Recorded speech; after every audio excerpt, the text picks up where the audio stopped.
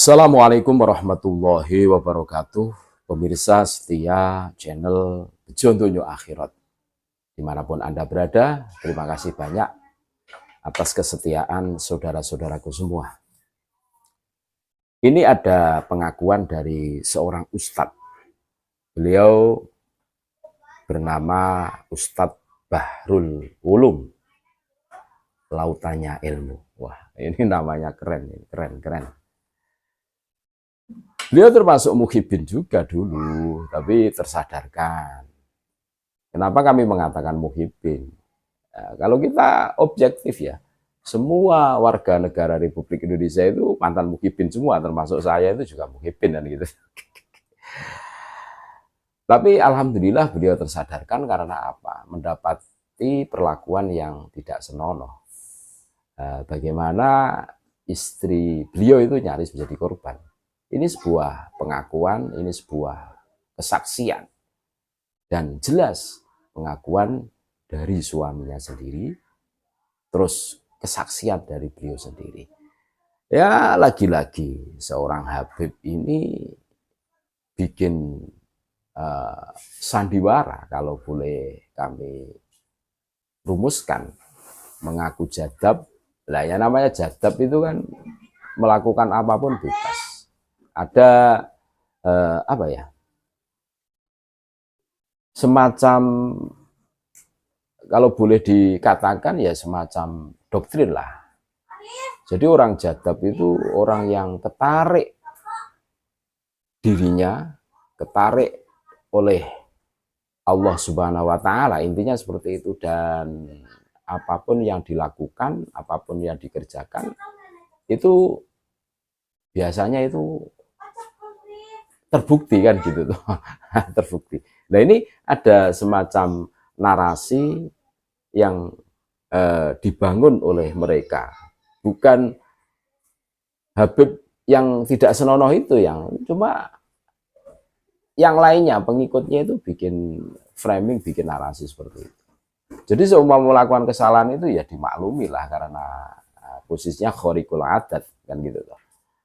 Lah untuk lebih jelasnya kita dengarkan bareng-bareng bagaimana pengakuan Ustadz Bahrul Ulum ini pada saat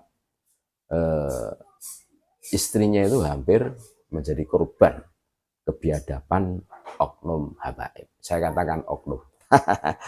Inisialnya Z katanya. Nah, kita dengarkan bareng-bareng. Berarti sedang ucapannya atau perbuatannya bisa berbahaya, bisa mendatangkan kualat bagi orang apabila keinginannya itu tidak dipenuhi. Nah, dia datang, kemudian setelah ngobrol ngarong itu biasa, seperti biasa, pulangnya ya ada salam tempel dan sebagainya, memaksa dan sebagainya. Nah, di lain waktu Habib Said ini datang ketika saya tidak ada di rumah.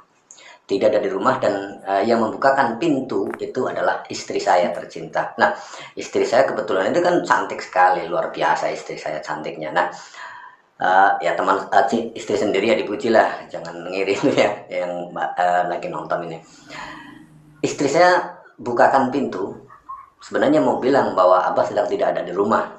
Tapi begitu dibuka pintunya, si Habib Said ini ternyata datang sendirian. Dia sendirian datang, terus tiba-tiba melihat istri saya itu, dia langsung masuk tanpa dipersilahkan masuk, langsung berusaha berusaha meraih tubuh istri saya. Nah, istri saya akhirnya berusaha menghindar, lari ke dalam, ketakutan, malah ketakutan.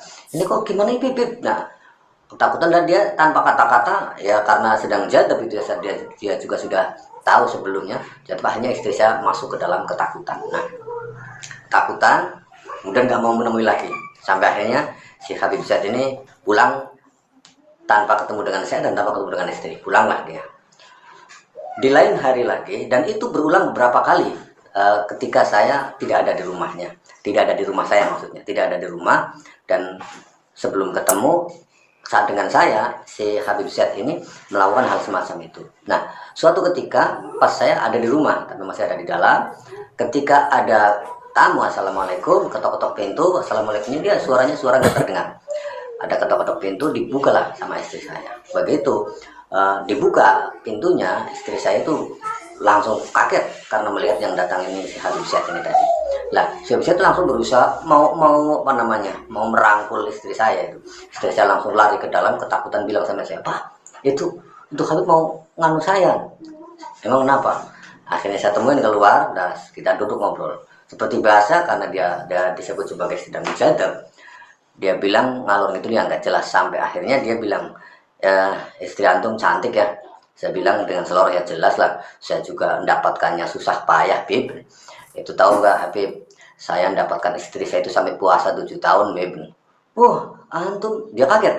Antum sampai puasa 7 tahun untuk mendapatkan istri secantik itu. Iya, saya puasa 7 tahun nggak makan karbit, Beb. Wah, antum ini ada-ada saja. Masa nggak makan karbit 7 tahun? Iya, bahkan lebih dari 7 tahun saya nggak makan karbit puasa. Dia ketawa. Terus dia bilang gini, antum cinta kan sama Rasulullah? Ya sangat cinta dengan Rasulullah. Saya sangat cinta Rasulullah karena setiap kali alhamdulillah walaupun 100, 200 atau 1000 kali saya bersolawat sebagai penunjukan bahwa saya cinta kepada Rasulullah SAW. Nah, kalau antum cinta sama Rasulullah, sama kakek aneh, antum harus mau memberikan apa yang aneh inginkan. Apa, Beb? Sepanjang saya mampu berikan, saya berikan. Kalau enggak ya saya mohon maaf. Seperti biasa, saya nggak bisa memaksakan diri saya, Beb. Saya nggak mau memaksakan diri saya untuk memenuhi apa yang Habib inginkan. Apa yang Habib inginkan sekarang. Saya menginginkan istri antum. Maksudnya, ya saya pengen istri antum itu jadi istri saya. Loh, ini maksud. Itulah pengakuan Ustadz Bahrul Ulum. Ngeri memang. Ngeri. Bagaimana perilaku menyimpang dari oknum habaib ini. Dan mungkin ya, ini bukan kali pertama kita mendengarkan perilaku menyimpang dari habaib ini. Dengan narasi jadab, ya untuk melegitimit aksi bejatnya tentunya kan. Terus mengatasnamakan mahabbah. Kalau ente cinta kepada Nabi, ya harus cinta kepada Habib. Dan pembuktiannya itu harus ada. Kan gitu toh. Jadi narasi-narasi yang dibangun mereka itu seperti itu.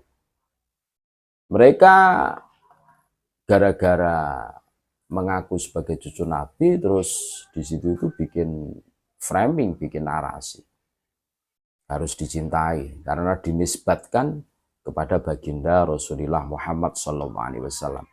Nah ini salah satu bahayanya orang yang mengaku bernisbat atau mempunyai nasab kepada baginda Rasulullah Muhammad SAW seakan-akan dirinya itu sudah dijamin masuk surga, mendapatkan syafaat prioritas dari baginda Nabi, sehingga apa yang dilakukannya itu kadang itu menyimpang dari aturan syariat. Apa yang dilakukan oknum Habib ini tentunya tamparan keras buat kita semua, sehingga Ustadz Bahrul Ulum ini tersadarkan, menjadi sadar. Nah, kalau istilah orang Jawa namanya ngerusak pager ayu. Bagaimana mungkin Islam mengajarkan merebut istri orang yang statusnya itu resmi punya suami. Jadi suami masih punya suami. Apakah Islam pernah mengajarkan seperti itu, merusak pager ayu? Bahkan ini termasuk pantangan. Orang Jawa leluhur kita itu juga wanti-wanti. Selalu berpesan kepada kita semua, anule sak nakal-nakale awakmu, ojo sampai merusak pager ayu. Berselingkuh. Berselingkuh, nah ini bukan berselingkuh, tapi mau merebut. Ini kan lebih ngeri lagi. Ngeri lagi. Konsekuensinya jelas. Pada saat besok di yaumil hisab, di penghitungan amal, sehebat apapun kita, wah, terus amal kita itu seheboh apapun, sebesar apapun, itu akan habis. Dan pintu surga belum terbuka untuk pelaku-pelaku itu sebelum mendapatkan ridho dari sang suami. Logikanya sederhana. Apakah mungkin seorang suami akan ridho, akan ikhlas apabila tahu istrinya itu melakukan atau direbut orang. Nah, tentunya sepakat tidak begitu secara logika. Dan ini terjadi dari pengakuan Ustadz Bahrul Ulum ini sebenarnya itu bukan kali pertama. Kami sering mengatakan bukan kali pertama. Banyak kasus-kasus yang serupa, ya beda tempat, beda pelaku tentunya. Dan ini menarik. Kenapa kami fokus terhadap oknum habaib? Karena mereka selama ini mengaku sebagai cucu Nabi. Bagaimana mungkin orang yang mengaku cucu Nabi berperilaku sama dengan orang-orang umum? Kalau orang umum kan banyak yang melakukan itu, termasuk para kiai. Tapi kan mereka itu tidak mengaku sebagai cucu Nabi. Permasalahannya di sini. Kalau kalian itu berhenti mengaku sebagai cucu Nabi, oke, kami tidak akan membahas. Itu urusan kalian dengan Tuhan, kan begitu. Tetapi pada saat kalian mengaku sebagai cucu Nabi, ini menjadi tanggung jawab menurut kami. Karena apa? Orang Islam seperti kami kan orang Islam, dan baginda Rasulullah SAW adalah junjungan kami, panutan kami. Nah, pada saat kalian semau seenaknya sendiri mengaku cucu Nabi tapi perilakunya itu menyimpang dari ajarannya, ini tentang potret Islam untuk masa depan. Ini ngeri kalau digambarkan dampak dari perilaku-perilaku menyimpang oknum-oknum orang-orang yang mengaku cucu Nabi, ini ngeri. Nah, makanya lewat channel ini kami berusaha untuk memberikan edukasi. Sekali lagi, kami tidak menarasikan kebencian kepada siapapun. Ini yang harus digarisbawahi. Kami tidak menarasikan kebencian. Kami memberikan edukasi lewat apa? Sesuatu fakta yang terjadi di lapangan. Nah, pada saat kalian sudah mengetahui fakta yang terjadi di lapangan seperti ini, ya kami mengharapkan untuk menentukan sikap. Tentukan sikap. Apakah kalian berada di zona aman, nyaman? Kami tidak tahu. Oke, tidak tahu. Tidak masalah kalau tidak tahu.